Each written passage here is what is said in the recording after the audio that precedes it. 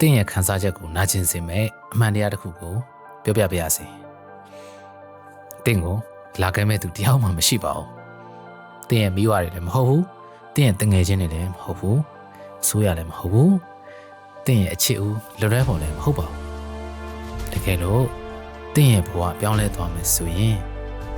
အဲ့ဒါဟာတင်းကိုယ်တိုင်ပြောင်းလဲဖို့ဆုံးဖြတ်လိုက်လို့ပဲဖြစ်လိမ့်မယ်ကျွန်တော်တို့တွေဟာတစုံတစ်ယောက်ကကိုယ့်ကိုလာပြီးတော့ကဲတင်လိမ့်မယ်လို့အယူဆနဲ့ကြီးပြင်းလာကြပါတယ်ဒီနေ့ကျရင်ငါရဲ့အရေးချင်းကိုတယောက်ကသတိထားမိလာမယ်ဒီနေ့ကျရင်တယောက်ကငါတို့ကိုအခွင့်အရေးပေးလာမှာပါဒီနေ့ကျရင်ဘဝကပို့ပြီးလွယ်ကူလာမှာပါဆိုပြီးတော့ဒါပေမဲ့တကယ်အမှန်တရားကဘာလဲဘဝဆိုတာတာဝန်ယူစိတ်ရှိတဲ့သူကိုပဲဆုလက်ပေးတာပါဒါကငါအမှားပဲငါရဲ့ရလက်ပဲငါရဲ့တာဝန်ပဲလို့သင်ဝန်ခံလိုက်တဲ့အချိန်ဟာတင်းရဲ့စွမ်းအားတွေပြန်လဲနှုတ်ထလာတဲ့အချိန်ပဲသင်ကအားနေနေတာမဟုတ်ဘူးသင်ကကန်ဆိုးနေတာလည်းမဟုတ်ဘူး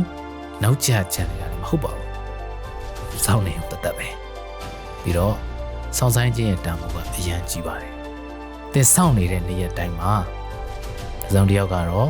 ဒီစောင့်နေပြီတစ်စုံတစ်ယောက်ကတော့လေ့လာနေပြီတစ်စုံတစ်ယောက်ကတော့ပို့ပြီးတော့တန်မာလာနေပါပြီ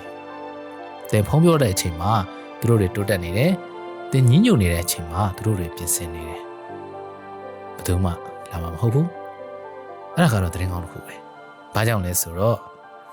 သင်ဘသူခွင့်ပြုချက်မှာမလိုလို့ပဲဘသူရဲ့အတိမတ်ပြုမှုကိုမှလည်းမလိုပါဘူးပြီးပေဆုံးတဲ့အချိန်တွေကိုလည်းစောင့်နေစရာမလိုဘူးသင်လိုအပ်တာကဆုံးဖြတ်ချက်တစ်ခုလည်းပဲပြန်မနေမှာပါရှုံးနေဦးမှာပါတင်းရဲ့အိမ်မက်တွေကိုလည်းလူတွေလှောင်ပြောင်းနေကြမှာပါဖြစ်ပါစေဖိအားတွေကပဲစိန်တွေကိုဖန်တီးတာပါနာကျင်မှုတွေကပဲစစ်တီတော်တွေကိုမွေးထုတ်တာပါရုန်းကန်မှုတွေကပဲတင်းရဲ့မူပိုင်ရေးချင်းကိုဖြစ်စေတာပါမိကုန်းကဘာလို့ငါ့ကိုမှဒီလိုဖြစ်ရတာလဲဆိုတာမဟုတ်ဘူးတကယ်မိကုန်းကဒီအချိန်မှာငါ့ကိုဘာသင်ခန်းစာပေးနေတာလဲဆိုတာပါပဲ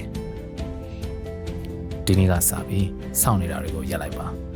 အပြစ်တင်တာတွေကိုရပ်လိုက်ပါတန်တရားဖြစ်နေတာတွေကိုရပ်လိုက်ပါစောစောနိုးထားပါပို့ပြီးတော့ကြိုးစားပါပို့ပြီးကြီးကြီးမားမားတွေးပါပို့ပြီးတော့ပါပါနက်နက်လှုပ်ရှားပါတင့်ကိုတင်ဘယ်သူမှလျစ်လျူရှုလို့မရအောင်အစွမ်းကုန်တိဆောက်လိုက်ပါဒါလေးကိုမှတ်ထားပါတင့်ကိုဘယ်သူမှလာခဲ့မဲ့သူတယောက်မှမရှိပါဘူးကိုပဲကလေးနိုင်ပါ